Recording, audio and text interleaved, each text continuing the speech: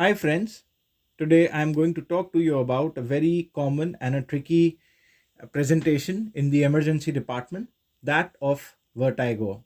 Now, these patients can come in complaining of feeling dizzy, that the head is spinning, feeling giddy, nausea, problem in balance.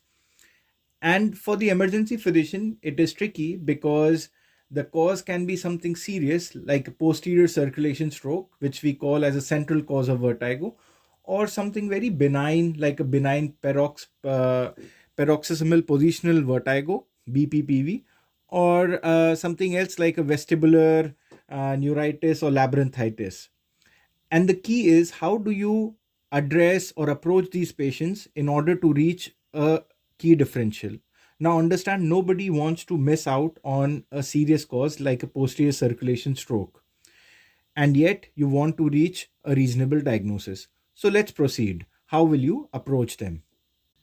Now, usually when these patients present, I begin by taking a history, asking them onset, progression, duration, how did it start, how it's going, any associated complaints, any relieving or aggravating factors, and taking the usual ample history of allergies, current medications, any past episodes, past medical history, last meal, and events leading to the current situation.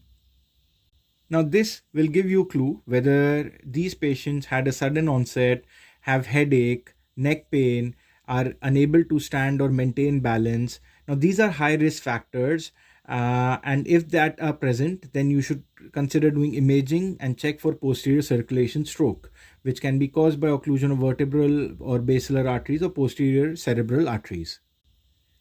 Now, here the symptoms are not usually affected by position. Now, if you look at a peripheral cause, if you understand that the onset was acute and it was triggered by a positional change, and these patients have no nystagmus at rest and just triggered by positional change, then you can do a Dix-Hallpike test, which tests for BPPV. And if that's positive, then you do an Epley's maneuver to correct it. However, now if the vertigo, now coming to the most tricky bit, which is if the vertigo has been there long standing, it is there, the symptoms are there even at rest, but worse by position. In these cases, you do the hints examination, which is head impulse. Which I will describe more in the subsequent video.